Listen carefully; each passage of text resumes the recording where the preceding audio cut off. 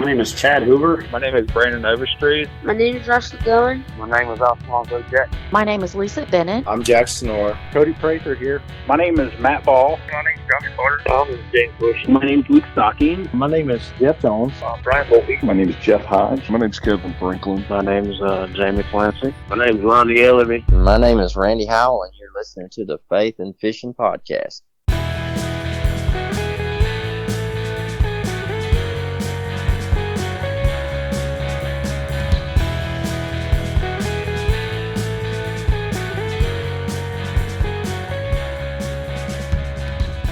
Hey y'all, welcome back to the Faith and Fishing Podcast, the podcast that brings you the stories of how God is working in and through fishermen from all around the fishing community.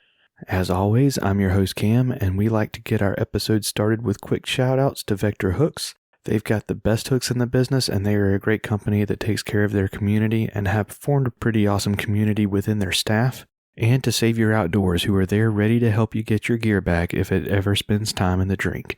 Remember to use promo code FNFP15 at checkout at SaviorOutdoors.com to save yourself some money. I did get a chance to get out and do a tiny bit of fishing since the last episode and got the skunk out of 2021, which is good, even though it was the dinkiest little bass that I ended up catching.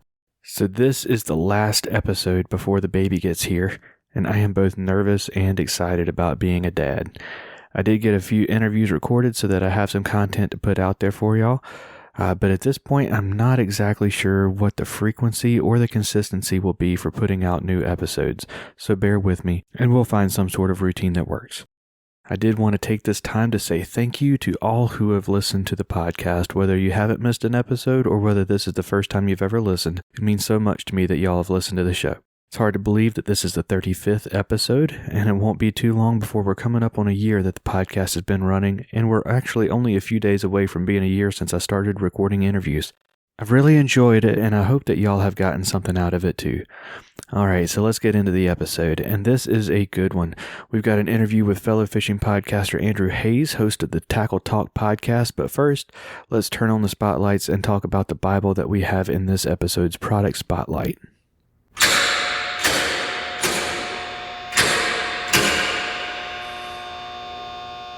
Alright, so for this episode's product spotlight, we're going to be talking about the waterproof Bible published by Bardin Marsee Publishing.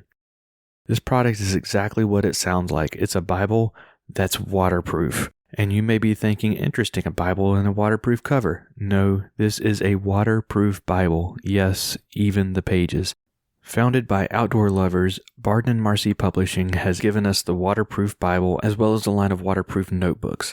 In pretty much every interview I have ever done with all of my guests, there has been one thing that they've all had in common. They all feel closest to God while they're out on the water or in the woods. Having a Bible to read out in the elements means that you can be in the Word while you are feeling closest to God. All of that is awesome, but not every outdoor lover is going to want to read while in the outdoors, and that's okay. But it's nice not to have to worry about it on the table when the cereal bowl gets flipped or the glass of water spills, or when the kids do cannonballs while you're out reading beside the pool. I fell in love with this Bible in my days working at youth camps. Not having to worry about whether or not my Bible can survive everything that's thrown at it, be it weather or water balloons, makes a huge difference. You can get the waterproof Bible in multiple translations, in the full Bible or just as the New Testament from bardinmarsee.com. That's BARDINMARSEE.com, which will be in the show notes, or you can ask for it at your local bookstore. So that is going to do it for this episode's product spotlight. Now let's get this episode's guest introduced. Hey y'all, just wanted to take a quick minute to tell you about my friends over at Savior Outdoors. Savior makes retrieval devices for fishing rods, action cameras, and bow fishing bows to give you peace of mind out on the water. Attach this out-of-the-way compact float on your gear, and when, not if, it ends up in the water, it releases a float so you can get it back. And reload kits get your device ready for your next outing. Head on over to SaviorOutdoors.com, that's SAVUR Outdoors.com, to learn more, and hit the shop tab and use promo code FNFP15 to save on your order. Long before I started this podcast, I was an avid podcast listener, and I like a wide range of podcasts. Fishing podcasts, though, cover the majority of those I'm subscribed to. Last fall, I started catching up with a podcast called Tackle Talk. If I'm honest, I disagreed with a lot of Andrew's opinions when I first heard them, but that challenged me, and we talk a little bit about this in this interview, to think about why I disagreed, what worked for me, what didn't, and that made me a better angler. The Tackle Talk podcast has become one that I not only enjoy, but that I look forward to, and on this episode of the Faith in Fishing podcast, we will be talking to the host of Tackle Talk, Mr. Andrew Hayes. Andrew, welcome to the show. Hey, thanks for having me, man. Appreciate it.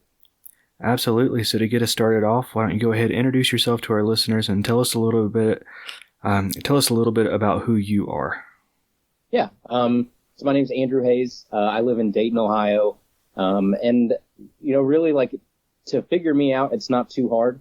If I'm not at work, I am fishing, or, for a small part of the year, I'm hunting. But for the most part, like, if I'm not, behind my desk at work, I am out on the water somewhere and trying to find kind of that next fishing high, I guess. So that's really what I'm all about. I've been fishing pretty much my whole life. I don't have any like real cool story or anything like that, but I would say the past like 5 or 6 years is really when I started taking everything super seriously and was like, I don't know if you have the same thing, but basically I feel like a lot of anglers have like one moment that they can kind of point back to where everything kind of turned, where you either go from like, yeah, I'll go fishing a couple times a year, or, if I have an off weekend or something, to like, holy crap, this is what I want to do like 24/7. And for me, that was about probably 5 or 6 years ago at this point.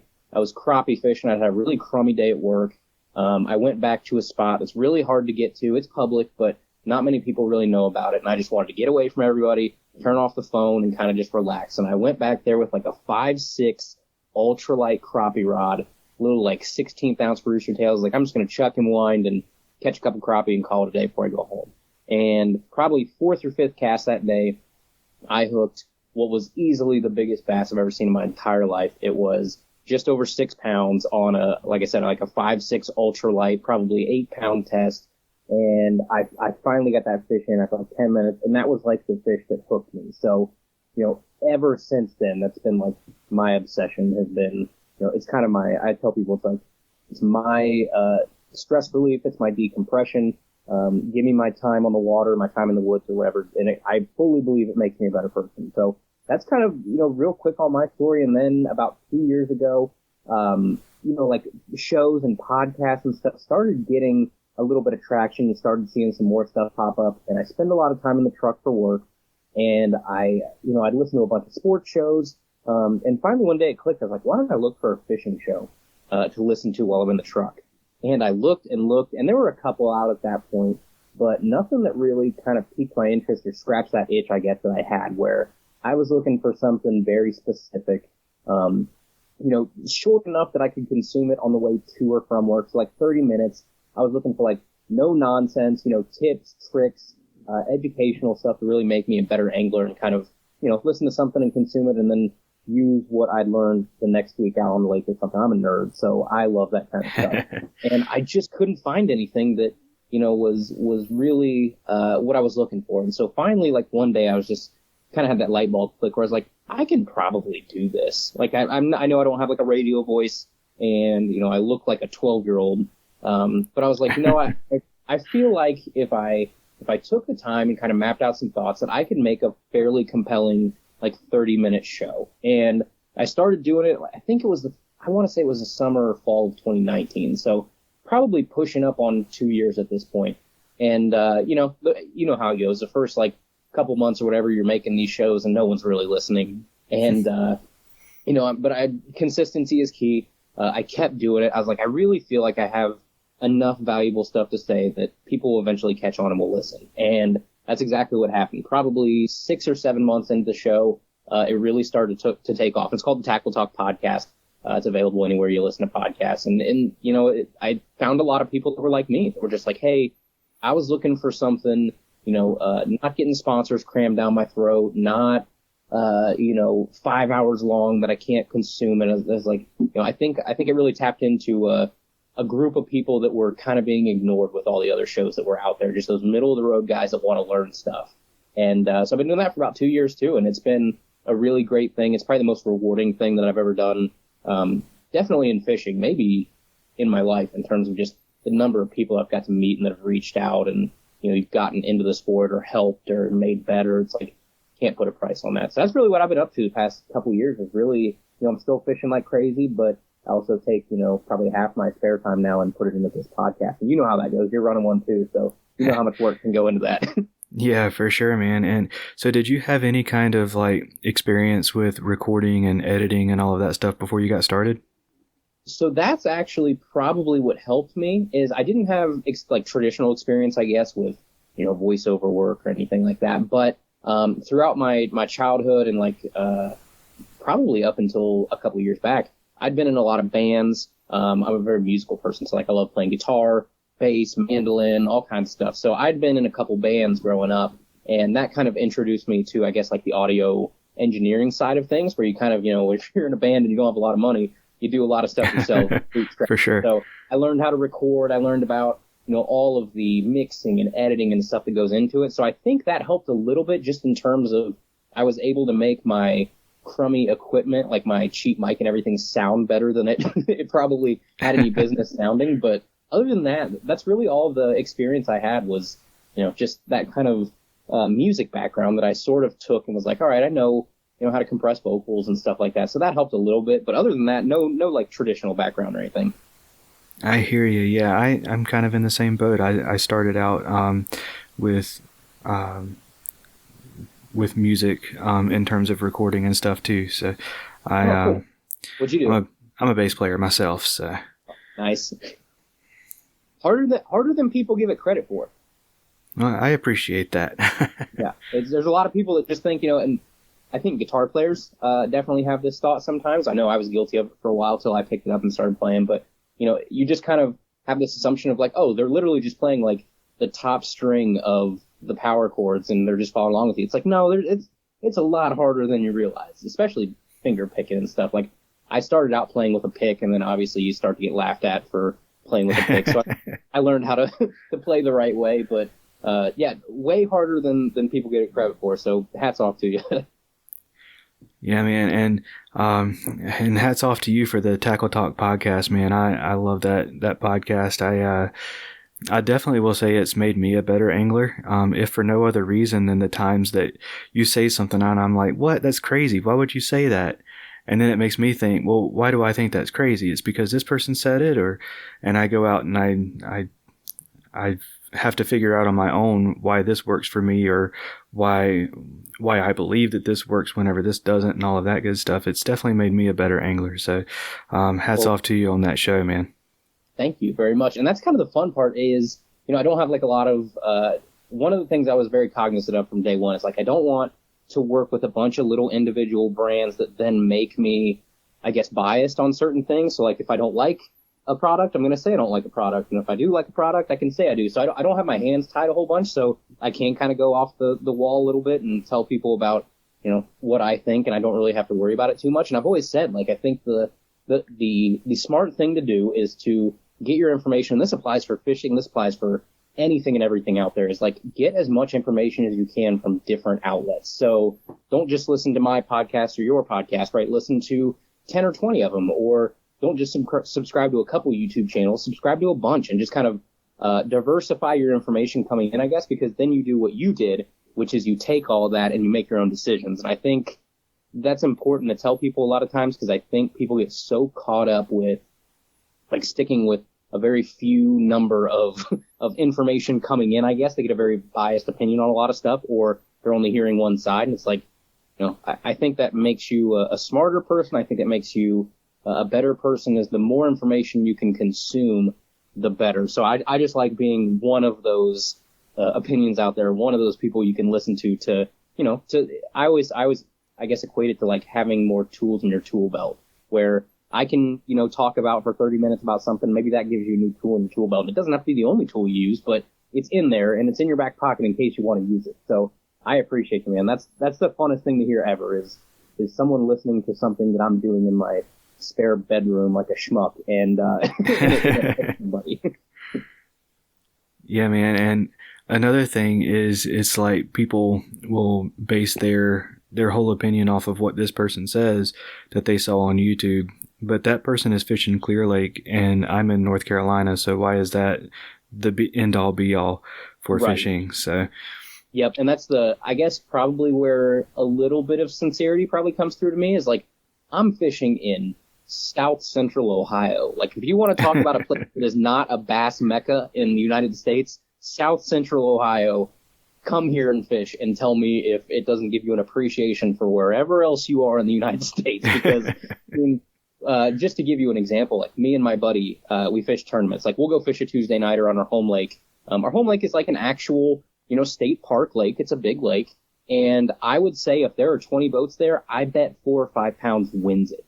Like, of a 5-fish bag, 4 or 5 pounds will win it. So, I think that's, I guess by default, kind of made me a better angler. Is like, you're not fishing Clear Lake, you're not fishing, Pickwick, you're not fishing Gunnersville. It's like, I'm fishing these terrible lakes, I'm fishing creeks, I'm fishing, rivers that just look disgusting. So it's like, I think that's helped me a little bit. I definitely haven't been spoiled by nice water. So if it works here, I have to assume it works on Clear Lake too.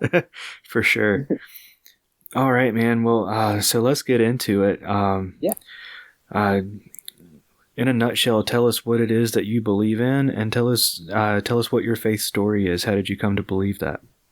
Yeah. So I think, and I'm assuming my story is similar to a lot of other people's, where I guess the trajectory or the roller coaster that it kind of follows, whereas, I was raised very Christian household. We went to church every single Sunday. You didn't miss. It was not an option. Like, you woke up at, 7:30 or 8 o'clock on Sunday. You got dressed for church, so you wore nicer clothes than you would wear to school. And you went to like an hour and a half of Sunday school.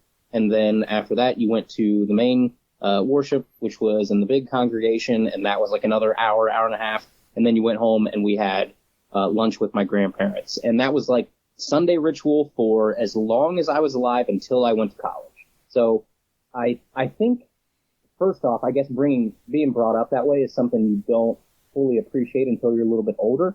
Because I know a lot of friends that didn't have that. And when you're little, you're like, oh man, I have to go to church again. I have to, this is a day I could have slept in. I don't have school today. And, having my family kind of almost not give you the option of like, you're going to church, you're going to learn what you need to learn. And little did I know that was obviously making me a better person, right? You go to public school for 5 days where Lord knows what happens.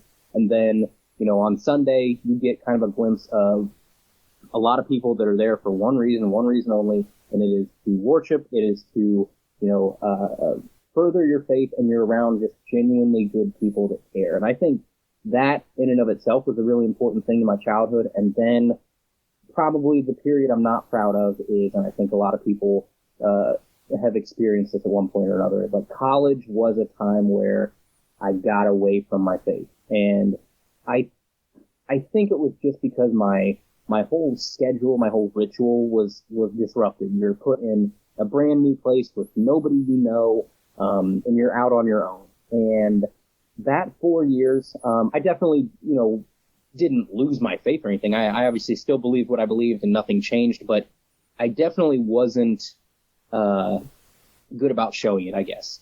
And that's something I'm not proud of, for sure. But I think the best thing that ever happened to me was I went there, I had those experiences, and then I came back to very close to where I grew up. I'm about 40 minutes away now.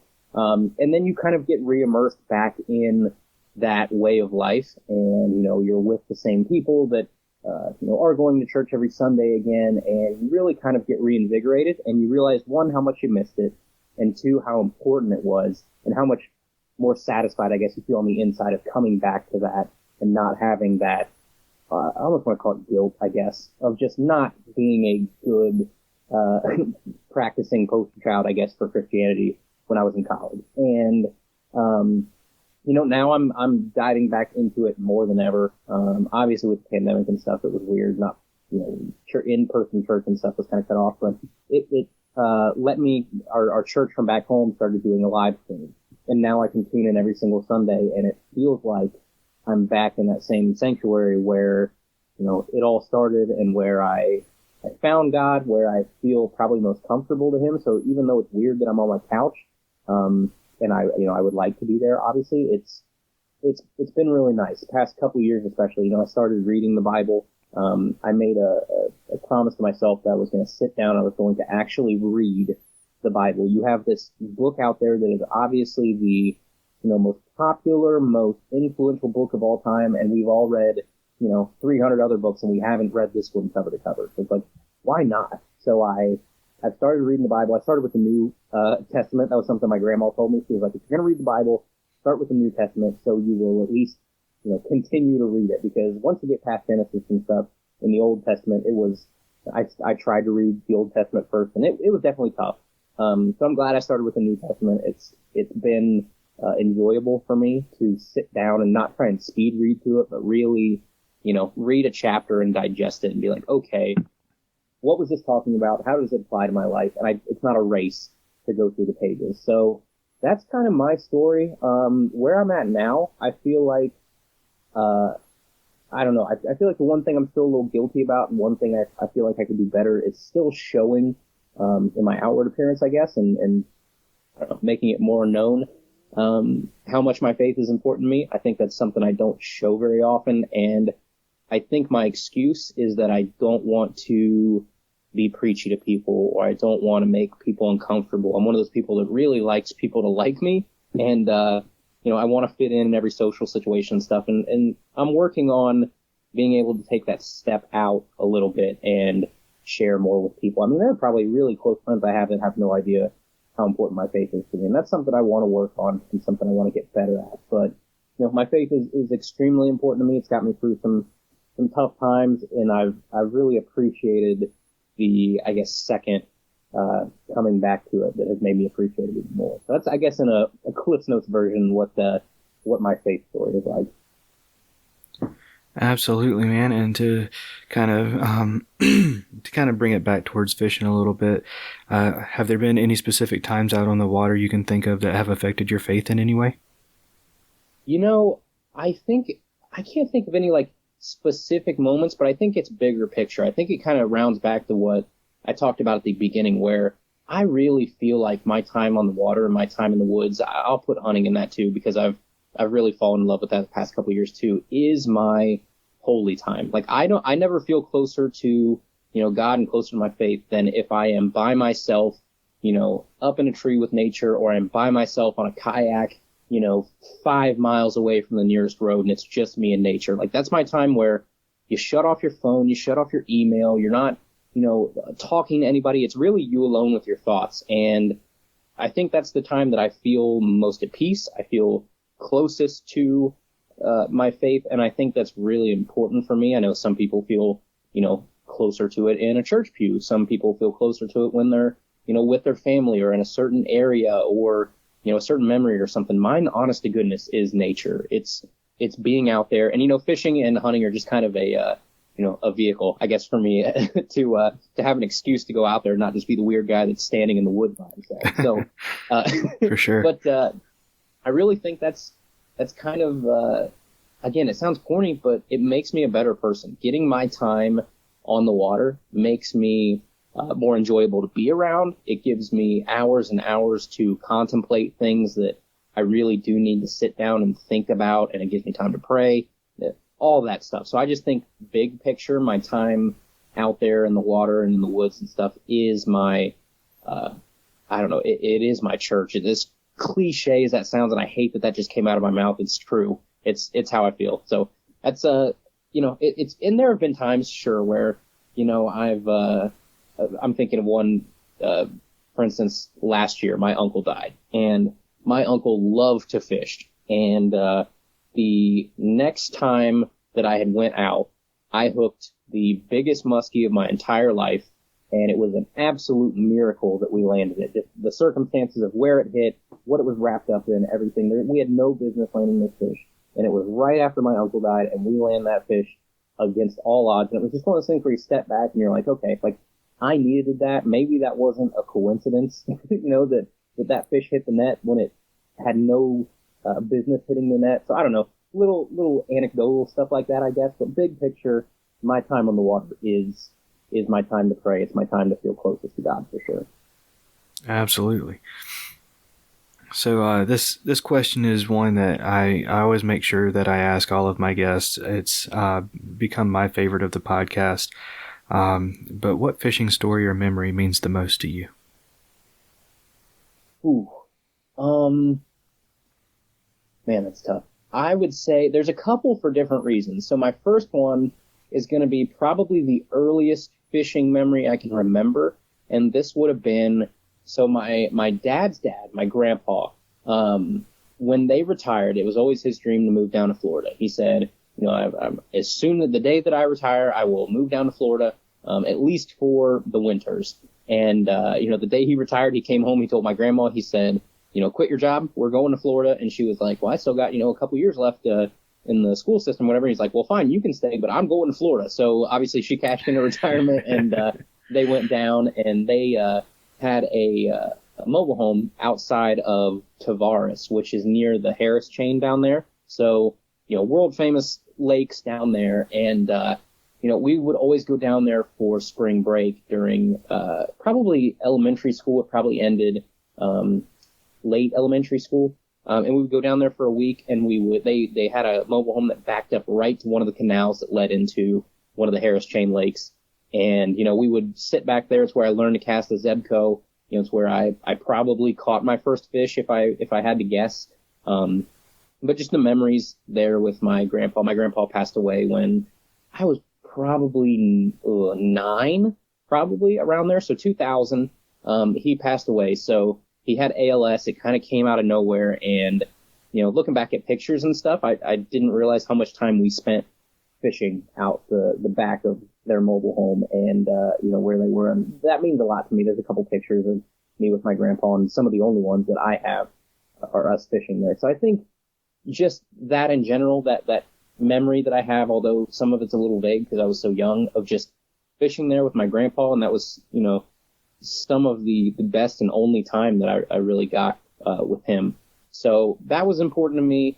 One of the next, I guess, important moments to me probably would have been that fish, 4 or 5, 6 years ago, whatever it was, that really got me hooked and got me like, okay, I took the turn from, somewhat recreational angler to I want to do this all the time. I want to, I would love to make a career out of something in fishing media or something, like that down the road. So I guess I owe a lot to that fish, and in full disclosure, it's the only bass I've ever kept my entire life. I caught it. I didn't have a scale. I didn't know how big it was. All I knew it was the biggest bass I'd ever seen in my entire life, and I panicked, and I took that fish, and I had it mounted, and it's sitting on the wall right behind me, and I would be lying if I said I don't regret it every single time I look up at that fish. Because now, obviously, I know, what genetics take to grow a fish like that in Ohio, and I wish that fish was still in the body of water I would have caught it from. I know about replica mounts and stuff now, so it's one of those, it taught me a lot of lessons, I think. It taught me that while you may really like a trophy on the wall, eventually you're going to come around and you're going to regret that. So I guess I may be a better conservationist, I guess, just out of keeping that fish. And I guess if one fish had to die to make me, more of a conservationist-centered angler for the rest of my life, then maybe that was a good sacrifice, you can argue. But, that fish was important to me. And then I would say just a conglomerate of the memories that I was able to make this summer. So I was laid off. Our whole industry, I work in minor league baseball, and our whole industry was just dismantled this year. All of our games were canceled, 0 revenue coming in. So we were laid off for about 4 or 5 months.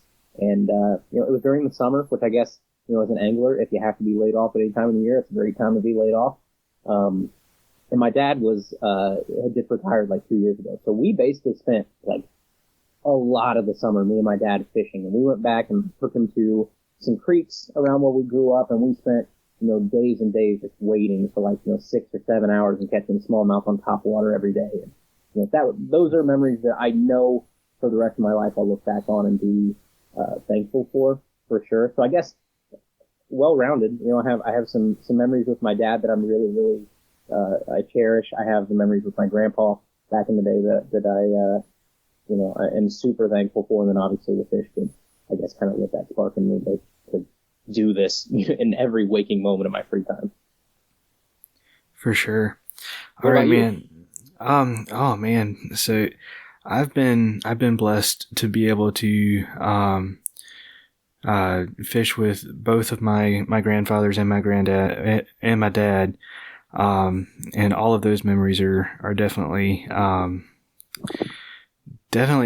close to the top of the list. But I think the one that stands at the top. I used to be a youth pastor, and I got a chance to. We had like a fishing tournament with our youth group, so I got a chance to stand there and fish with literally every teenager that was in our youth group at the time, and that just seeing a whole bunch of students, some who have never fished before, some who have loved fishing for a long time, all just kind of standing around catching fish, having fun. That definitely sits at the very top of the list. Were there any of those kids that afterwards were hooked and now fish all the time? I don't know if any of the kids who I don't know if anyone was hooked then, but I know all of the ones who were fishing a lot before are still fishing now.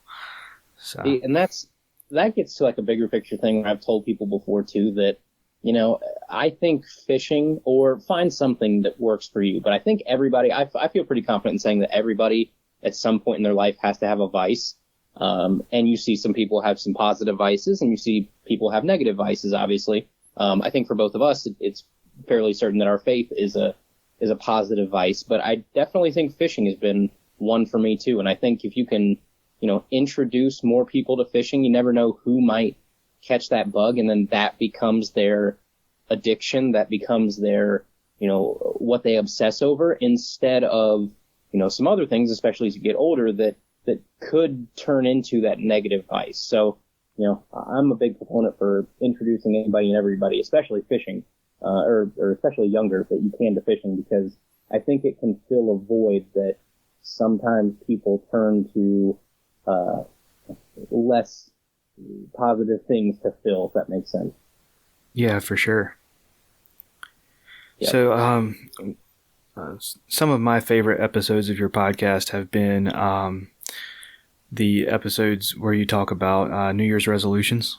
And you have talked about fishing with new anglers, going up and talking to somebody who's there fishing instead of getting upset that they're there.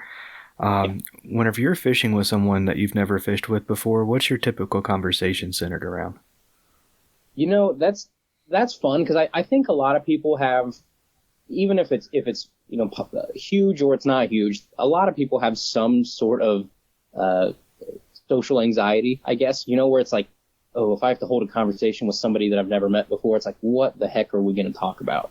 The fun part about, you know, going up and introducing yourself or talking to people that are, you know, either in one of your spots, or you run into them while you're fishing, or you're at an expo or something, is you already know you have something in common that you can talk forever about, and it's fishing. So a lot of times like that's where I'm going to start. Like, I'm not going to start with the, you know, the cliche, you know, where are you from? You know, what do you do for a living? Things like that. It's like, you guys know you have something in common that you guys both love. You're obviously out there spending your free time fishing. So talk about that. You know, it's an easy way to make a friendship. And that's something that I've tried to do in the past couple of years, is because I used to be the guy that would show up to one of my spots. And even if there was a guy, you know, a quarter mile away that I could see from one of my spots, my first instinct was, darn it, why is that person here? I can't believe it. These rivers are getting too crowded now. Facebook's ruined all this, everything, blah, blah, blah, blah, blah. And, you know, eventually I just got to the point where I was like, I realized that sounds silly of me, because that person's probably over there thinking the exact same thing about me. They were like, I'm here first. Why is that guy here? I've never seen anybody here in weeks. What's going on? It's like, and then if you actually go up and you say, hey, and you start talking, and, you know, those people end up becoming some of your best friends. That's how I've made some of my best friends in Dayton, have been the people that I see out on the river. And then you start to see that, everybody's not just like a blank face anymore. It's like, oh, I go to the river and I see some guy down the way. That's Ryan. Like, that's one of my good friends. Like, I'll go over and talk to him. We'll go fish together. It's not, you know, it's a lot smaller community, I think, than you think, because you don't know all of the people by name or recognize them. Everybody's just a blank person. So that's been one of the things I've really been trying to do the past couple of years. And like I said, I've made some of my best friends doing that. And, you know, the more people that you know in your area that fish, one, the more people you can go with, which makes it fun. You can do some cool stuff that you couldn't do by yourself, like kayak floats or, you know, big wades where you start at one place and end at the next, and you drop a truck off at each. So there's all kinds of benefits to having more friends in your area that fish. And, you know, it just makes you a little bit more pleasant when you're out on the water of, oh, there's someone I can go talk to and maybe make a new friend, instead of, darn it, why are they here? That's awesome. I'm definitely one of the ones that, like, I'll kind of roll my eyes and and kind of grumble under my breath, and then just kind of like wave and try to be like somewhat cordial whenever they pass by or I pass by. But yeah, usually, and that's the funny part about fishing is like, where else are you going to see that? Where, you know, like if you, I don't know, I'm trying to think of something. Like if you're a motorcycle guy and you're like driving down the street and you see another motorcycle, you're not saying, dang it, why is that motorcycle on the road? I should be on a motorcycle on the road right now, right? Instead, those guys are like waving at each other like, hey, one of us, you know, how's it going? But us anglers, for some reason, we're so protective of our water and of our spots. And, you know, we think someone else catching a fish means we won't catch a fish. And, you know, we get a little greedy. We get a little self-centered sometimes. So it's a really weird dynamic for fishing where that guy's thinking the exact same thing. You guys are on the same team. You both love fishing. You're both out there trying to do the same thing. Why do you hate each other when you've never met each other and you're just staring at each other across the river? So it's something that it took me a while to get around. But after you come to that realization, you're like, wow, that is pretty stupid. Like, why don't we just go up and talk to each other? That's awesome. Yep. All right, man. So, your podcast is full of fishing advice. Do you have a piece of fishing advice that you wish you had been able to start off with? Ooh, that's tough. Now I know how people feel when I ask them the questions. I'm on the flip side right now. Fishing advice I wish I would have had was, I think, just spending more time out on the water. Like, I think when I first started taking this seriously, one of the things that I had a problem with was comparing myself to other anglers. And this gets to a bigger conversation, right? Where there's social media is so heavy nowadays with Instagram and Facebook and everybody posting pictures of what they catch. You just kind of have to take a step back sometimes and realize that what people are posting is a giant highlight reel. So the same guy, you know, may post giant fish every day, but you don't know how long it took him to catch those fish, or how many of those fish are the same fish over and over again at different angles. Right. And I think sometimes I had a problem with comparing myself to those people, like, wow, you know, these guys are catching giants every day. And I think for me, when people ask me that, where they're like, dude, you catch some great fish around here in this, you know, this terrible water. It's like, where are all these fish coming from? And I'm just saying, dude, I probably spend more time on the water than you. Like, it's just, it's sad reality where if you want to catch more fish and catch bigger fish, you have to spend time on the water and go out and fish and not worry about what other people are doing. And that was kind of a hard pill to swallow for me, I think, at first, was getting over the hump of trying to compare myself to everybody and trying to catch giant fish, you know, with going out once a weekend or something, right? It's like, if you want to catch the fish that some of these guys are catching, first of all, some of these guys you're watching on YouTube or you're watching on Facebook or something, they either don't have jobs or that is their job. So trying to compare yourself to someone that fishes 7 days a week when you only are able to fish one because you have a family and you have a job and stuff, it's like, stop trying to compare yourself to that. So I think that was a big piece of advice I wish I would have got back in the day, was someone would have said, hey, don't pay attention to what other people are doing and just go out, spend as much time as you can on the water without, I guess, disregarding your other responsibilities that you have in your life. But just quit comparing yourself to other people. Go out and fish for the love of fishing and not for being better than somebody else. For sure. What about you? What if you could go back years and years from now, what's something that you wish somebody would have told you? Slow down. Yeah, that's fair too. I have always struggled with fishing way too fast. And like, whenever you have a reel that will bring in 36 inches of line every turn, and you don't need to burn it. no, sitting there and burning and wondering why aren't these fish biting? But It's going hyperspeed around them. Yeah.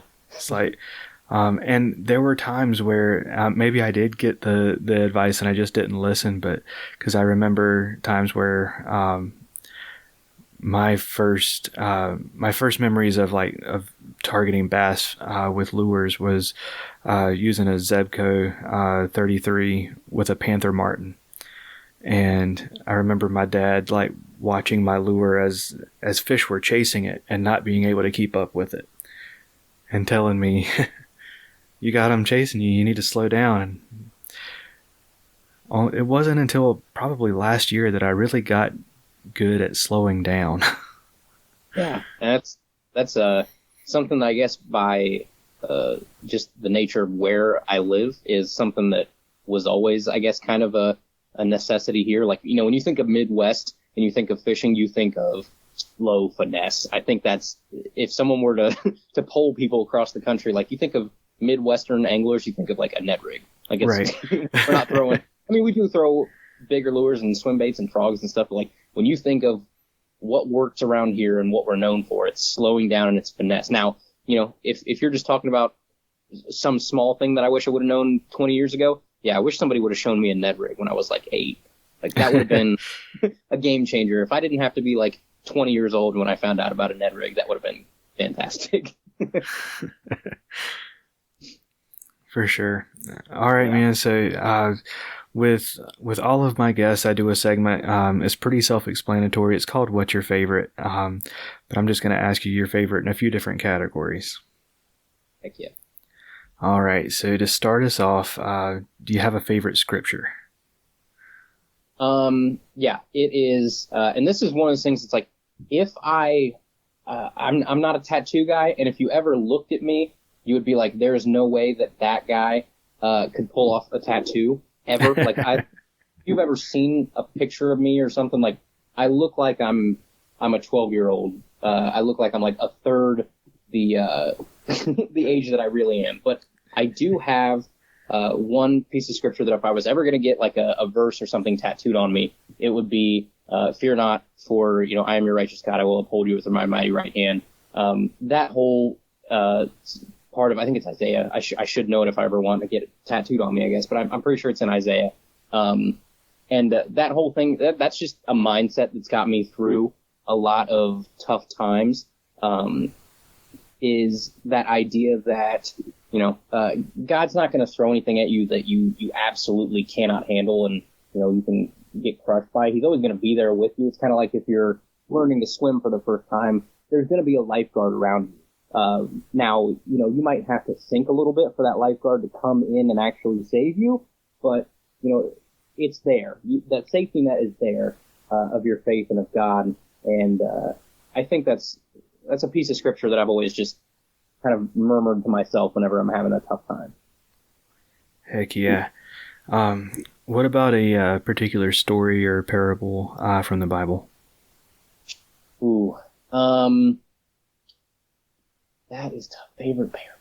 I would say I know it's cliche and I probably should come up with a better parable than this, but it's the parable of, I think Jesus did it twice in the New Testament, and that was taking a small number of fish or a small number of bread and then being able to feed a crowd with it. And I think that's obviously a parable for his knowledge and spreading the good word and things like that. But it's one of those things where if you talk to somebody, that's somebody's first objection, I think, right, is when people don't really know the Bible and know that it's parables and know that, maybe not all of it is meant to be taken 10,000% literally, that it's a book of, telling you how to be a good person, of telling you how to approach your life. And, there are people that may or may not believe that, someone physically took 4 fish and made them 4,000 or whatever. You can have that discussion. But the idea behind that story is something that resonates, I think, throughout the whole Bible, which is, you can take something small and you can make something great out of it if you just kind of, believe and apply your faith. Same thing with, Jesus took 12 guys out of fishing boats that were nobodies and turned them into disciples. It's you can take something so small. It's the same with the mustard seed. It's a very common theme throughout the Bible, which is, you don't have to start out mighty, but you can end up mighty if you just kind of, trust your faith and follow the right process. So I think that feeling in general is a big deal to me, and you can find examples of it all throughout. Absolutely. And that story, one of my previous guests, Michael Consul, from up in Canada, had a really awesome take on that story of feeding the multitudes with just the boys' lunch. But basically, he was thinking, he had heard that,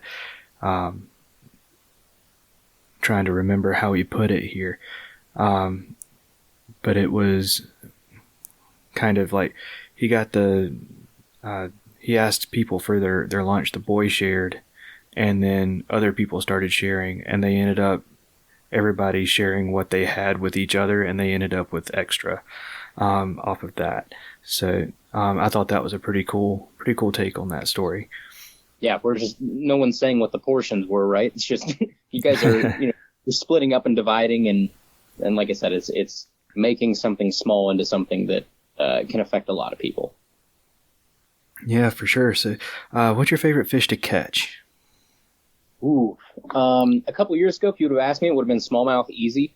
And I think that it's close. It's either smallmouth or it's muskie.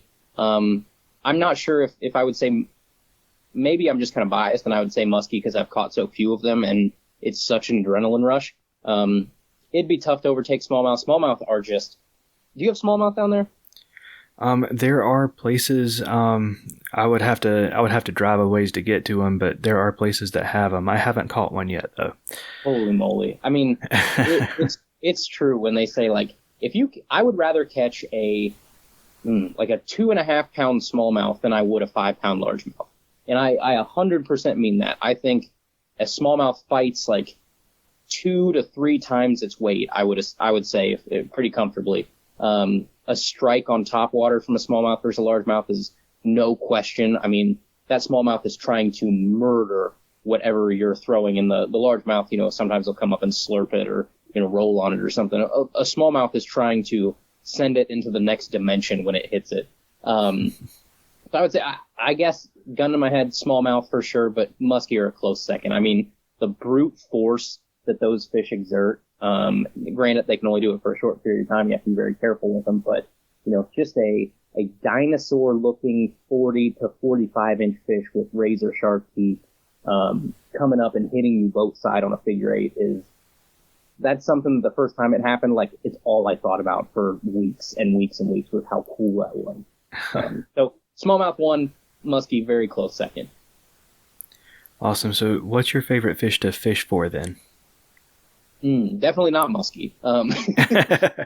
If you've ever been muskie fishing, it is a lot of 10-hour days throwing, super heavy 8 to 8.5 foot rods, lures that look more like dog toys than actual fishing lures that are pound. So I don't enjoy fishing for muskie. I'd say my favorite type of fishing definitely has to be for smallmouth, and I think it's just because the way I grew up, but it's these ankle deep, knee deep creeks that are around here in like South Central Ohio where you can get in. It's never going to go above your head. And in like, I'd say from June to September, you can go back there and just an old pair of shoes, an old pair of shorts, and just start walking for miles and miles. You take like a popper, you take a little buzzbait, a little spook or something back there, and you will have the funnest day of your entire life back there just catching 20, 30, 40, 50 of these like, they're not going to be giants, but they're going to be 12 to 17 inches probably each. So that's my favorite kind of fishing. It's my favorite time of year. Just going back, wading, getting in the water when it's 80 degrees outside. It feels so good. It's like a combination of swimming and fishing, right? If you're in a pool, you can stay in that pool all day long and feel great. So it's a combination of that. That is by far, I think, some of the best fishing you can do. And if you've never done it, if you have little creeks around you that may not even look like they hold fish. Like, I'm not joking when I say ankle deep. But if there's water there and there's water there all year long, there's going to be fish. And those are the places that everybody else drives over to, and nobody, thinks to fish because nobody's dumb enough to fish it. Be dumb enough to fish it. Go in there and give it a shot. It is some of the most fun you'll ever have. And if you only catch, fish that are under 15 inches, I guarantee it's going to be super fun in small water when you're up close and personal with these fish. So that's my favorite thing to do by far. For sure. Wading creeks is something I want to do more of this year. I haven't done it in a while, but I really enjoy it too. So for sure. Yeah, it's just one of those, like, get back to your roots. It's accessible. You take one rod with you. You don't overthink your tackle. Like, you just really go back and you get lost. And you'd be amazed. Even if you guys that are listening to this, they're in, like metropolitan areas. Like, I live in downtown Dayton, Ohio. And there are creeks around here that I can get to without even going out of downtown, that if you walk in them for, a quarter mile, half mile, you would have no idea you are in the middle of a city. It is beautiful. There's not a whole lot of houses backed up to it. Even if there's just a tree line, you feel like you're somewhere completely different. So, I definitely encourage people to try small water. And, if it's not for you, it's not for you, but give it a shot, because it's some of the most fun fishing I think I've ever done in my life. For sure. So what's your favorite fish to eat? Crappie, for sure. And I know I live close enough to Erie that a lot of people are going to say walleye and perch. I'm far enough away from Erie. I'm like 3.5 hours away from Erie, so I've never been up there. I've never fished it. I know that people rant and rave about the walleye and the perch that come out of there. But around here, man, I went ice fishing this past weekend, and I caught sawguy. Which is basically a mix of a walleye and a sauger, so it tastes like walleye. So I caught sawguy, I caught crappie, big gills, we caught some white bass, some perch, everything, fried them all up, and dude, the crappie tasted better than all of them by far. So it's my favorite. It's a pain to clean, especially when you got, line burners for sure, but it's definitely worth it. What about you? What's your favorite fish to eat? So in freshwater, it's going to be crappie. Yeah. But in saltwater, last year I got the chance to have cobia for the first time. Ooh, and I've never had that jumped way up to the top of the list. So down by you guys, since you're a little farther south, do you guys have shell crackers or whatever you guys call them? Yeah. You guys ever eat those?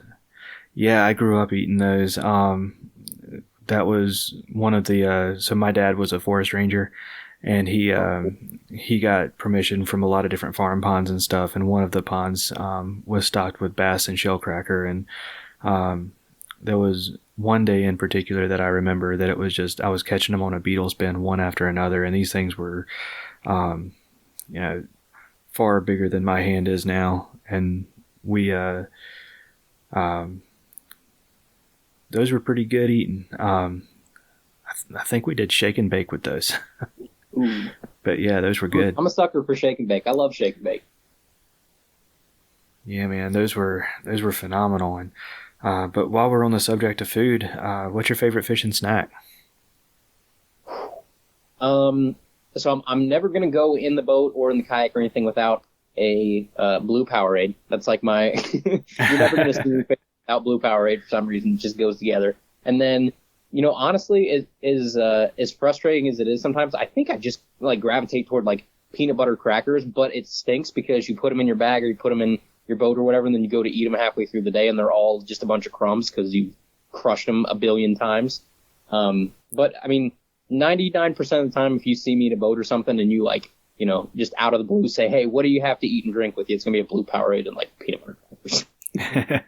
That's awesome. You eat those peanut butter crackers, gonna want to drink the whole lake. Oh, I know. I've toyed around with getting one of those, what do they call them? Life straws, I think, where like you're supposedly able to drink out of your lakes and creeks and stuff. Like they filter 99.99 whatever % of anything that can hurt you. I've honestly thought about getting one of those because you're right. I mean, you have 2 or 3 of those crackers and that blue Powerade's gone. But yeah, that's usually what I gravitate toward. Every once in a while I'll have a, like a candy bar with me or something. I'll bring like, those, what are they? The Reese's, fast breaks or fast takes or whatever. Okay. Yeah. Oh man. So good. All right, man. So, I won't ask for any secret spots or GPS coordinates or anything, but what's your favorite body of water to fish on? Ooh. It's probably going to be the Great Miami River, which runs right through Dayton. And just for the fact that, one, it's got pretty good smallmouth in it, but, it's not like it's not going to be a world-class fish or anything, but it's so diverse It runs so long, so like I can go up north and you can get into, a little bit more pike, and the water shallows up and you can wade a little bit better up there. If you go around Dayton, you can kayak, you can bank fish a little bit. If you go further south, there's some really nice kayak floats. So I think just because it's so big and I don't get bored with it, I would say the Great Miami River, it has, all kinds of stuff in it. It's got saugeye, it's got good smallmouth, largemouth, perch. It's got some crappie in it. It's got a little bit of everything if you find the right spot. So I would say that's my favorite body of water, I guess. We have some lakes around. Honestly, none of the lakes around here are good enough to call my favorite body of water. Like, they're all pretty rough. They're good for our standards, I guess, but if you would go anywhere else in the country, they'd get laughed at. So I would say the river. You have a better chance of catching quality fish. There's something about a river, too, that one makes you feel like, I don't know, a little bit more of a better angler because it's a little bit more wild. It's not, it's a little bit more raging. There's a more thriving ecosystem, I guess, where you catch a big river fish and you're like, holy cow, this is so much cooler to me than a big lake fish. And you never know what you're going to pull out of there, right? You can pull a rogue muskie that spilled over from somewhere. You could pull a pike. You could pull, all kinds of weird stuff. So I'd say the river for sure, and our biggest one's the Great Miami, so I'm going with that.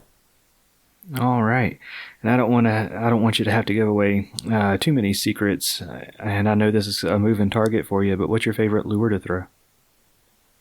Depends on what time of year. I would say I don't think it's a secret that if I can throw topwater, I'm going to throw topwater. Like, you can see, if you ask any of my buddies to go fishing with me, if it is warm enough to throw topwater, like if the water temp is in that kind of range where I can even get away with it, it's like the tail end. So, it could be beginning, middle of October around here, and I'm still throwing, topwater. So, I would say a popper is going to be like my one go-to. If I'm being forced to fish winter and, topwater is just not an option. I mean, Ned rig's tough to beat, but I don't love throwing a Ned rig because you get snagged so much, and especially around here with these rocky rivers, like, you're going to lose more than you're going to fish you're going to catch. I would say a jig. I guess it's so boring, but it is. It's a popper or it's going to be a jig, and a jig bite is so much fun. I feel like you get a little bit more quality fish fishing a jig versus a Texas rig. It's just, I know it's anecdotal, but it's my experience. It's the bigger fish that I've caught in the exact same scenarios, in the exact same cover, same water temp, everything. You're going to get a bigger fish, I think, on a big bulky jig than you are on like a bulky plastic on a Texas rig. So jig in the winter, or if topwater's not on, but I'm going to have a popper tied on like 80% of the year. I hear you. And last but not least, what's your favorite time of year to fish? Ooh. I would say fall. Like, I know a lot of people are going to say spring. Around here, we have some pretty dirty water. A lot of our lakes are dirty. Our river gets dirty. We also are in a giant, like, to understand where we fish in Dayton and why spring is so miserable to us is we're in what's called the Miami Valley. And valley is a good word for it because we're a very low-lying area where 4 or 5 different rivers converge right in Dayton. So, like, downtown Dayton, you can see 4 or 5 rivers that flow into the Great Miami, and they're big rivers. And so all of those rivers are coming from higher elevation, and they're bringing rainwater down to Dayton. And, like, Dayton just floods worse than anywhere I've ever seen in my entire life because we get it from every direction. We get it from north, west, east. Water just floods to Dayton. And we will have days where, I kid you not, there's a spot on the river. I won't tell anybody where it is because there will be 12 people there tomorrow. But there's a spot on the river here where I really like to go. And the normal summer pool is about 2.5 foot. So this stretch of river, you can wade very easily.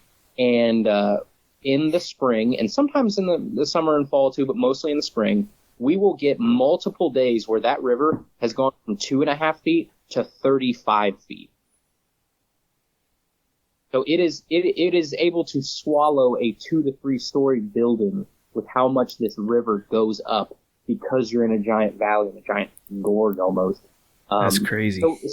So spring is pretty miserable for us. If we have had rain in the past, like 2.5 weeks, it's not a fun time fishing here. So, the other time of year where you can catch big fish is obviously when they're feeding up in the fall. And, in the fall, usually our rain is kind of subsided. Everything's drying out. Sometimes it's even the opposite where we have a little bit of a drought, but everything's a little bit more accessible. And you can really get on those bigger fish. So around here, it's fall for sure. Now, if I lived in, Florida somewhere, Texas or something, I would say spring all day long. But around here, it's just, I don't know, you spend more time in the spring frustrated because you can't fish, and you know that fish are big and fat and on beds and stuff. And bed fishing is not a thing here because you can't see the fish because everything's so dirty. So I'd say fall. All right. Well, we're going to start wrapping things up. If you would, let us know what's coming down the pipe for you and for Tackle Talk. Yeah. So we are gearing up for a big year. I have some fun stuff lined up. We've grown a ton in the past 6 months to a year. So if you're listening to this and you listen to the show, thank you. From the bottom of my heart, I appreciate each and every one of you guys. It blows me away when I look at what that show's doing, and for so many people to appreciate what it is and to reach out, and the messages and stuff just mean so much to me. So we got some really cool guests coming. We have some exciting news coming up probably in the next 2 to 3 months too. We're in the middle of you do podcasts, we're in the middle of switching podcast hosts because this is a whole long story, but a couple days ago we used too much bandwidth, which I didn't even know was a thing. And they throttled our show basically, so you couldn't download it, or if you did download it, it took you a half hour to listen to an episode. So we're in the middle of switching hosts to make sure that we get that figured out. We have the bandwidth to continue to keep growing. Again, problems I didn't even know existed out there, but got some cool guests, some big names coming up, and I'm really focused, I think, on unique stuff for this year. So last year I was lucky enough to check off some people off the bucket list that I wanted to have on the show and I wanted to talk to. And some of my favorite shows, if I'm going to be honest, were obviously I love the ones where it's just me, but if I'm going to bring on a guest, some of my favorite ones have been ones where you may not have heard of this person ever, but I think it'll make a cool conversation. It's a perfect example of that's my buddy that lives down south. It's a aquatic biologist. And, picking his brain, something you're not going to hear on the other, 20 fishing podcasts that you listen to, that kind of stuff's fun to me. Having someone from the ODNR on a couple weeks ago was a ton of fun because you get to pick their brain, and somebody that doesn't make the podcast circuits, I guess, So really trying to find some really cool, interesting conversations that people aren't hearing. It's not the same. We have, Jordan Lee on this week, and then Jordan Lee's on every other podcast that you listen to that week and make it around. So, trying to do some interesting stuff there, but just, trying to stay genuine and sincere and keep growing and interacting with everybody. I love it, but it's just one of those things that turned into it's almost become a second full-time job at this point for a kid that's just talking into a microphone in a spare bedroom. It kind of blows my mind that people are listening. That's awesome, man. So, if you want to shout any supporters, sponsors, thank people, give you an open floor, it's yours, man. Yeah. We don't carry a ton of sponsors, and that's kind of on purpose, so we don't have to shove it down people's throat all the time. But obviously our title sponsor is Top Fishing Deals. They've been great to us, and it's a website that shows you different sales from across the internet. So it's not one specific brand. So again, we can continue to be honest and sincere. And Jesse over there has believed in us from day one, and helped us with everything. So Top Fishing Deals has been great. We also work with Dark Horse Tackle now, which is a subscription service that instead of doing the the normal baits you're going to get in a lot of those other ones, it's more of boutique, small run lures that, some dudes are making really cool stuff that you wouldn't have known about otherwise. So that's a cool company we've worked with. And there's some other companies that have supported us and helped us out. Mountain Dew, Dobbins Rod, some other folks too. But, I appreciate the sponsors so much because the ones that we've worked with so far have not made me change what I want to do. And I think you see that a lot of times with some shows. It becomes pretty evident that, they have 2 or 3 companies. That's all they talk about. And you don't really get a sincere show anymore. So I don't want to do that. But those guys have been great. And, we got some cool stuff coming up. I can't announce too much of it yet, but it's going to be an exciting year for sure. Awesome. And if our listeners want to follow you on social media, learn more about you, listen to Tackle Talk, how do they find you? Yeah, we're on all the normal podcast platforms, so Apple, Spotify, iHeart. Google Podcasts, Stitcher, or wherever you listen to podcasts, you can probably find us. We have a website, tackletalkpodcast.com. If you want to follow us on social media, at Tackle Talk Podcast for Instagram, we're on Tackle Talk Podcast on Facebook. And then if you want to follow my personal one, I'll, shoot me a message. I'll get back to you guys too. It's just at Haze Fishing, Haze Fishing. And that's like where I just post most of my fishing pictures. So if you just like, semi-cool fishing pictures, it's a good place to look too. But yeah, I mean, anybody that wants to reach out and chat, we're always open. I know you're the same way, and you're really good about that. So I appreciate you having me on. I appreciate you giving me a chance to talk about some things I don't get to talk about very often too. Absolutely, and thank you for coming on the show, man. I've really enjoyed it. It's so much easier to talk to other podcasters because they know how to carry a conversation. Yeah, it's not like pulling teeth. I've had that before with guests too, where they either don't feel super comfortable or they kind of need handheld a little bit more. And yeah, it's the same thing. I did a podcast that I recorded a couple of days ago with somebody that does another a big show too, and that's why I told him, I was like, man, it's so nice to not only have someone that can carry conversation, but we did it over Zoom, and it was like, he has professional audio equipment and stuff, and you're like, man, this is nice. I don't have to do a lot of editing or anything. This is I could get used to this. It's like, you're gonna spoil me, man. So yeah, no, I appreciate it, and it's fun to talk to other folks that are doing the same thing. It's a fun part about fishing podcasts is like we're both fishing podcasts, but we're both so different. Yeah, for sure. So someone gets, something different from everything. It's not the exact same show, just regurgitated over and over again by 50 different people. So that's why I appreciate it. You got a really cool lane that I think you're doing a really good job with and spreading some good word that I think people need to hear. So. Well, I definitely appreciate it, man. Cool. If you want to get a hold of the best hooks in the business, check out Vector Hooks. Vector Hooks is veteran owned and operated, and they really go above and beyond with how they treat their customers. They make hooks for all kinds of applications, presentations, baits, and techniques that are stout and strong, and with these things being chemically sharpened, let me tell you, their slogan is, man, these things are sharp for a reason. Check them out today at www.vectorhooks.com. That's VECTOR hooks.com. I want to thank Andrew again for coming on the show and sharing his story with us. If you want to find Andrew on social media, I'll have links in the show notes as well as links to where to find and listen to the Tackle Talk podcast and to Bardin Marsee Publishing so that you can find the Waterproof Bible. That's going to do it for this episode. Next time you hear from me, I'll be a dad. Thank you all again for listening. Y'all take care and God bless. Thank y'all for listening to the Faith and Fishing podcast. Be sure to give us a rating and a review if you enjoy the show. And follow the show on Instagram at Faith and Fishing Pod or at Facebook.com/Faith and Fishing. Be sure to reach out to one of the amazing pastors in your community if you have questions about faith, and make sure you join the Faith and Fishing community on Facebook. Special thanks goes to Tyler Worrell, the graphic designer behind the Faith and Fishing logo. The Faith and Fishing podcast is produced by Cam Steele, and the music for the show is written, recorded, and performed by Jonathan Inthlanzy and Cam Steele. Thanks again for listening. Y'all take care, and God bless.